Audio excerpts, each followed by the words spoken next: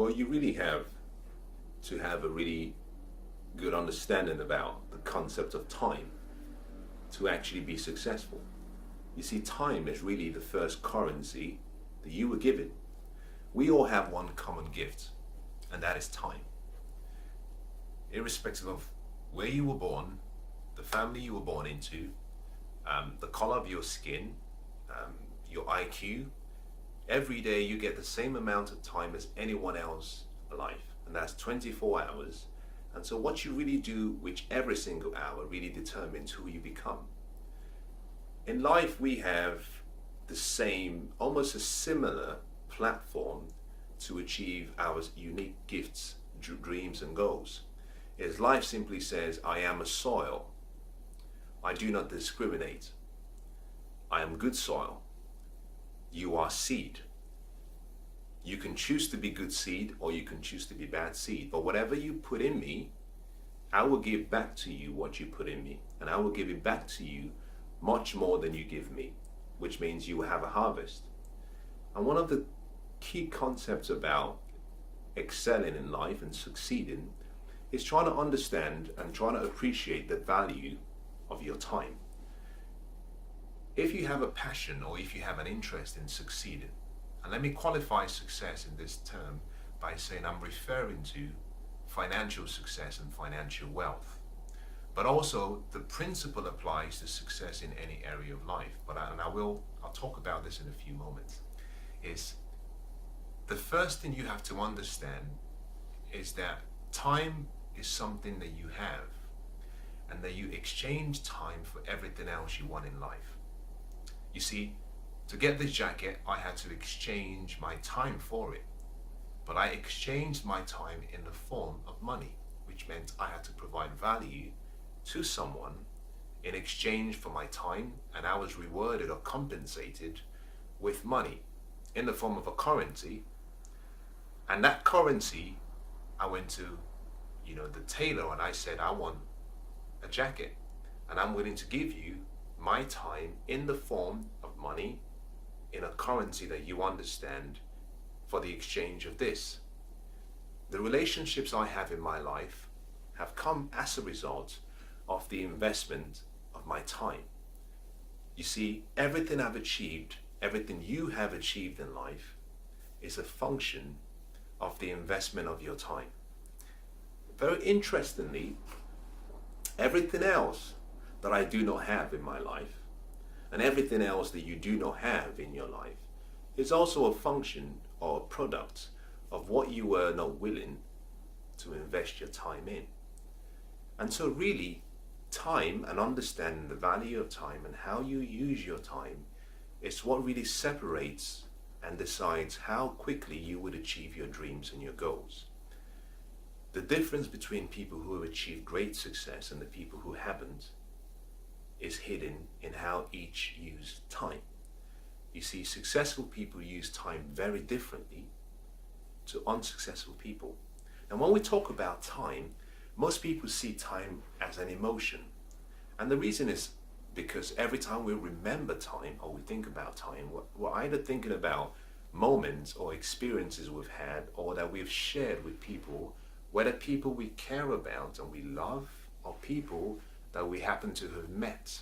So for example, if I asked you a question, whether you've ever been in a meeting or whether you've ever been stuck in traffic for a long time and you were frustrated. Now, you spent that time, but you would probably associate that experience with a negative emotion. If the meeting went on for too long or it was very boring, you might say that was boring. I wish I could have jumped out of the window and gone home. If you were in traffic, you may have got really frustrated. So you associate an emotion to the experience. Now, to succeed in life, you must go beyond just being emotion. You must go beyond seeing time as just an emotion. Now, how do you do that? Well, you have to see time as a gift that you've been given, and a gift that you receive every day. And let me say this, by grace. You see, you don't get 24 hours every day because you're smart. You don't get 24 hours because you're talented, or you're beautiful, or you're lucky, or you're better than anyone. You get it by grace. Now, when you get time every day, it means how you use that time really determines and decides what the outcomes of that day of your life would be. Let's make it more practical. Let's put it in a way that we can actually measure it. In a typical working day, we have 8 hours every day. Depending on where you're probably currently living in or working in, that might vary. So if you're working in Europe, that might be slightly different than if you're working in perhaps Asia, or working in America, or you're working in Africa. So different hours. It all depends on your job description and your specific responsibilities. But the average in Europe and in most countries is about 8 hours. But let's assume, and let's use 8 hours just for the sake of making it simple. In a typical working week, you have 40 hours of work. So really, the value of your time is really determined by, now think about this, each hour you're paid a specific salary. Let's assume, for this discussion, let's assume that you're paid £5 for every hour. At the end of the day, if you've worked for 8 hours and you're paid £5, it means at the end of the day you have £40. Now, this is where the successful people differ from everyone else. You're not being paid £40 for a day or £5 for an hour. You're being paid £40 for the value you provide, you create, the problems you solve in that day or in the hour. You see, every day you are given the opportunity by a company to provide value, to solve a problem, is that you have a specific role, you have a responsibility. And so really, you are really there to solve a problem. And the volume and the quality of the problems you solve really determines your value. And that is the reason why people are paid at different pay scales. Is that if you keep solving a problem that is a £5 problem, all you get paid is £5. The way to improve your value is to improve the quality of the problems you're solving. If you decide instead you're going to solve a £10 problem, it means you get compensated at £10. The more you increase your value and increase the quality of the problems you're solving and the service you're providing, your value increases. Now, successful people look at this in a different way, and they're constantly asking themselves the question, what am I getting back for the return of my time? Now, there are 3 parts to every single day. Now, I hope you understand this concept, because I think fundamentally, if you can understand and apply this, it could make a difference in your life. Every day has 3 parts. You have the sleep, which is roughly 8 hours every day. You have the waking day, which is split into 2 parts. So a quarter of your day is used for sleeping. The remaining 2/3, we call it the waking day, which is when you're awake. Now, of the waking day, you spend 8 hours of that in the office, perhaps working. So 1/3 of your life, of the whole day, is spent working. But half of your waking day is spent working. Now, what successful people do, and what you have to do, is decide that every day you will increase your value. Because the more you increase your value, the more the value of your time increases. Now, the way you increase your value is through wisdom. It's through increasing your knowledge and your experience. Now, you can do this in various ways. You can leverage time by learning from other people and not relying on your experiences alone. Or you can do it in a different way by trying to find more solutions to solve more problems for the company. So you're still learning. You're still learning in a way. Now, this is some of my recommendations. Now, I'm not suggesting that this is gospel, and I'm not suggesting that you have to accept it. I don't think anyone has all the answers, and that includes me. I do believe, however, that you have a responsibility and that you are accountable to yourself. And that simply means that it's your responsibility to actually look out for the best ideas and then tailor each idea to your lifestyle and to your dreams and to your goals. Now, my belief is simply that if you are going to be successful, sacrifice is needed. And sacrifice is needed in each of the three, you might call it the three segments of the day. The first segment is actually your sleep time. The second segment is actually your work time. The third segment is your time, which is time you use to travel to and from work, time you use for social media, interacting with friends and socializing, and time you just use as a downtime to rest. Now, this is where most people perhaps split into two categories. Those who have achieved great success understand that you increase your value based on what you do after your work time. So the 40 hours a week, in my opinion, I call that survival.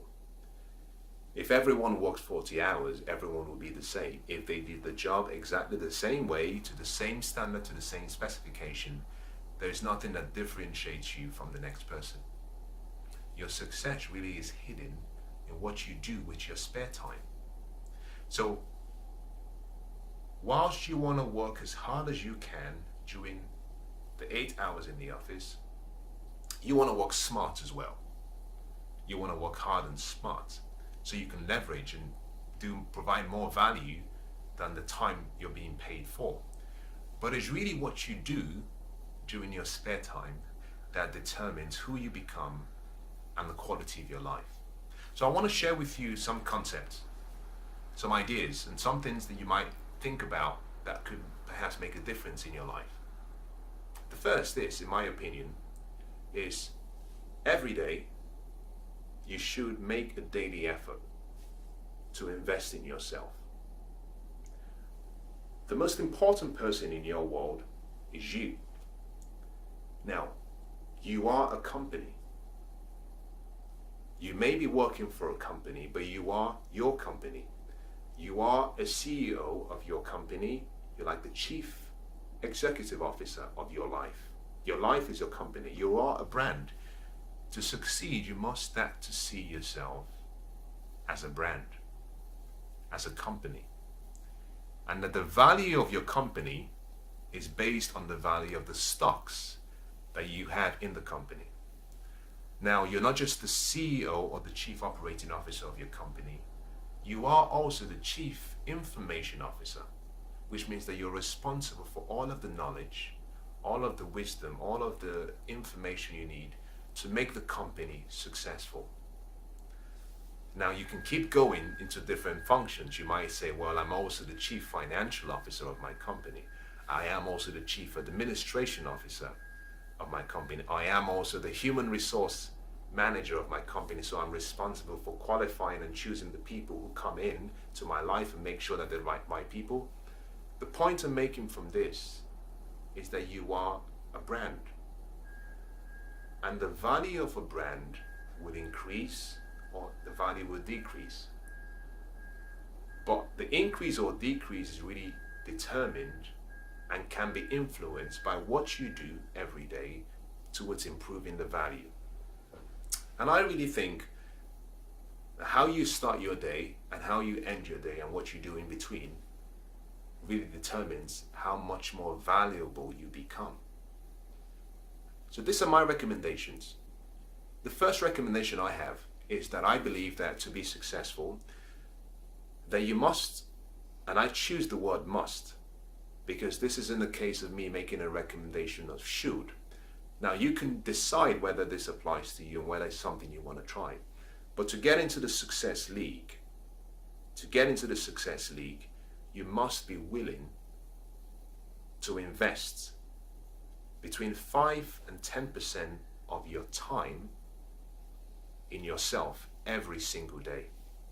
Now let's make this more realistic. Let's quantify it. Every day you have 24 hours.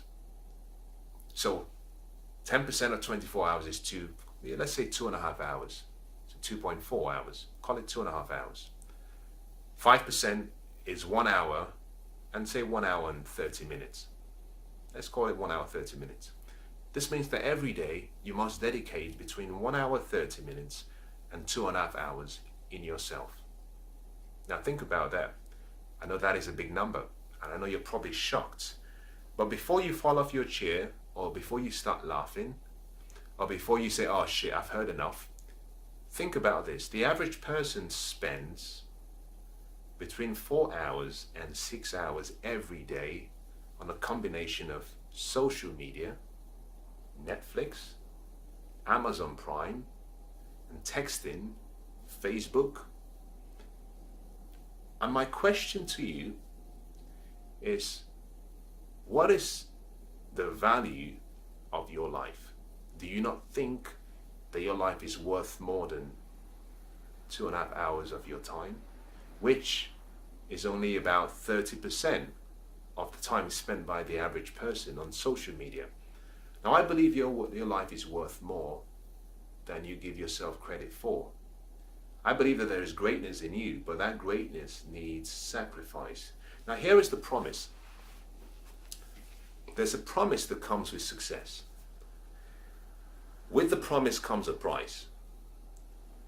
The price has to be paid in full, and the price has to be paid in advance.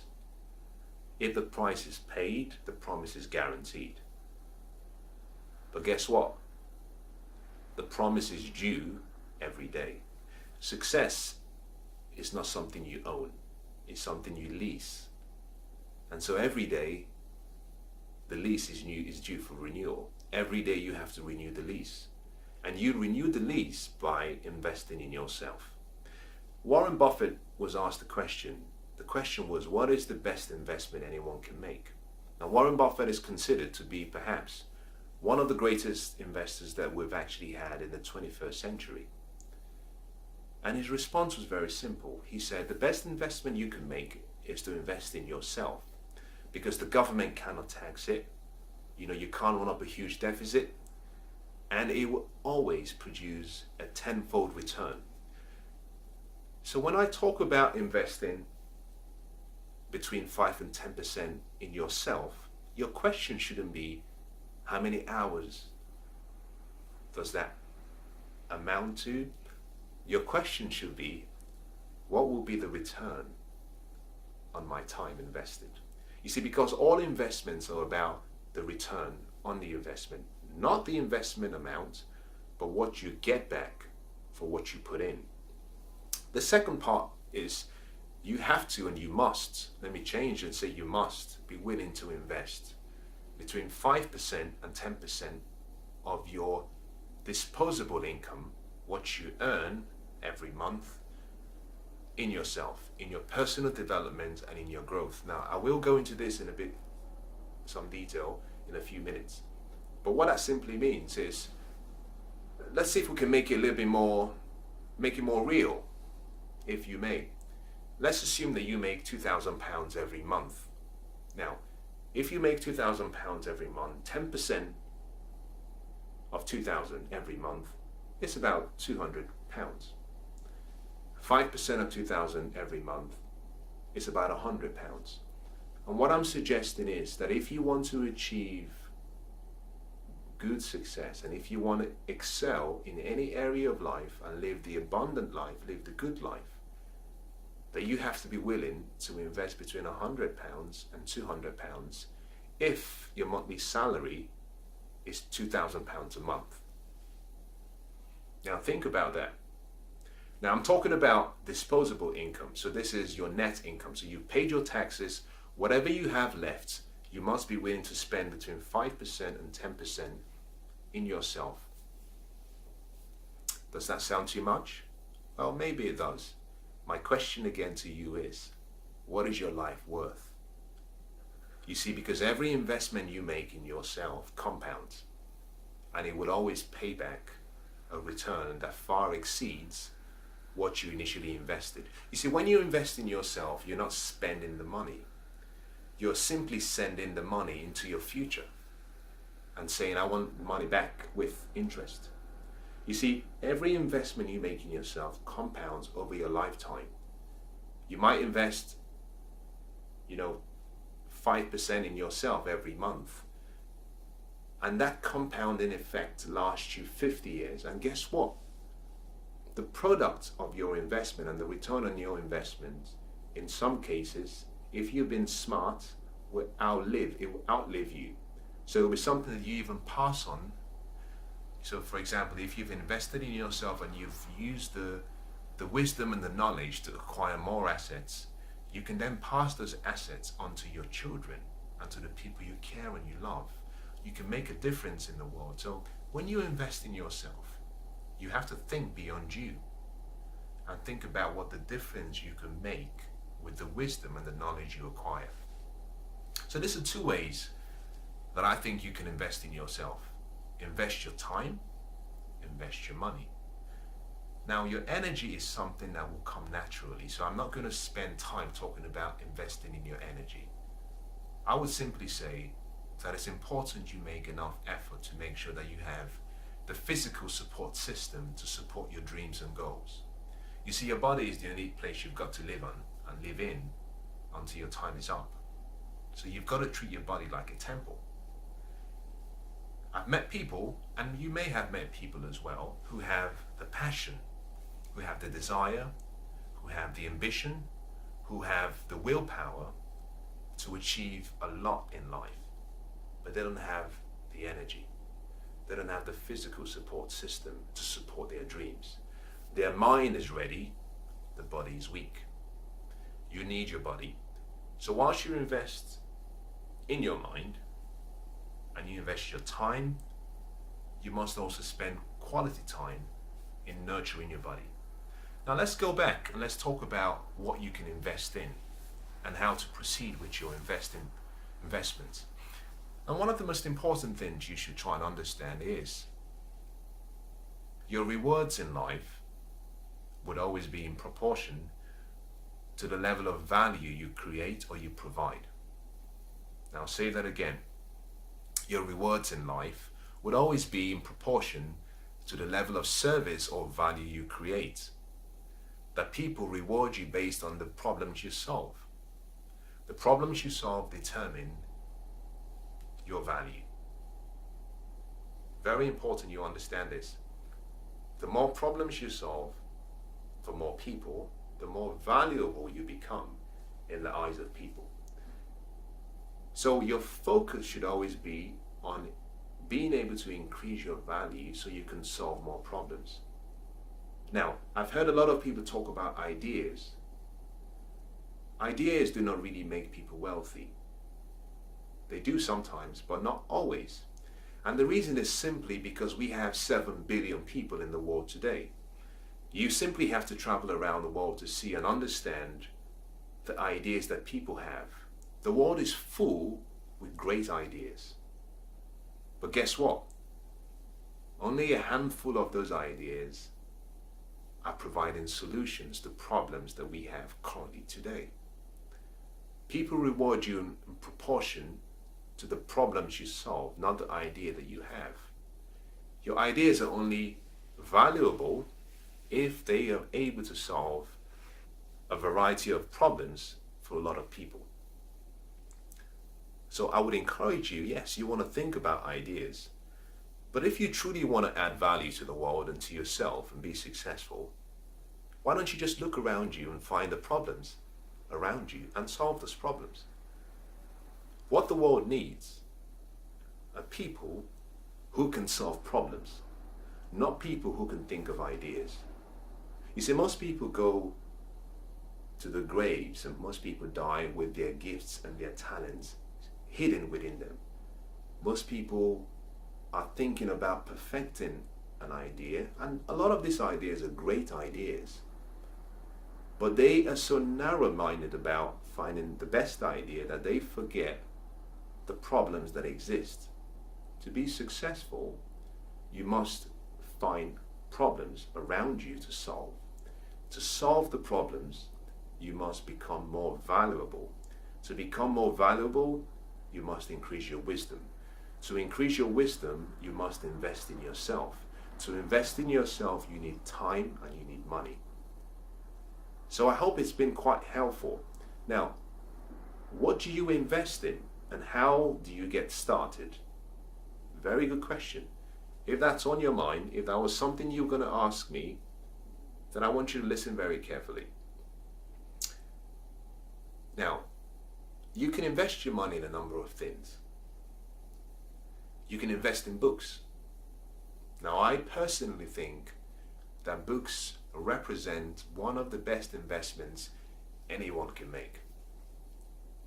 But guess what? Buying information and buying books does not lead to wisdom, does not increase your knowledge. Until you pick up the book and you study and you study and you study, your knowledge, your wisdom doesn't increase. You see, reading a book once makes no difference. And the reason it makes no difference is simply because of past conditioning. What is a book? A book is simply a compilation of an author's thoughts, ideas, philosophies, and beliefs. Now, you have your beliefs and philosophies and thoughts. By reading one book once, it doesn't mean that you're going to let go of all of your beliefs. By reading the book a lot of times, you have the opportunity to make room for a new belief. So really, whilst investing in a book is very important, you have to read it. But you have to go beyond reading. You have to study it. You have to study the material. You see, there are 3 ways through which you can study someone or study someone's material and change your life. I'm going to talk about that in the next step, so just stay with me. There are 3 ways that you can change your life by duplicating what other people have done. So you can invest in books, and it has to be good books. Now, there are thousands of books that have been written by people who have achieved great success, who have lived the abundant life, who have actually experienced the fulfilled life, and who have documented their thoughts, their ideas, their life stories in books. Through biographies and autobiographies, you can read about the likes of Abraham Lincoln. You can read about the likes of Benjamin Franklin. You can read about the likes of Winston Churchill, one of my heroes. You can read about the likes of all of these great people, Helen Keller, who, in my opinion, was just remarkable. Now, I've got to say something about Helen, because every time I remember her, she amazes me.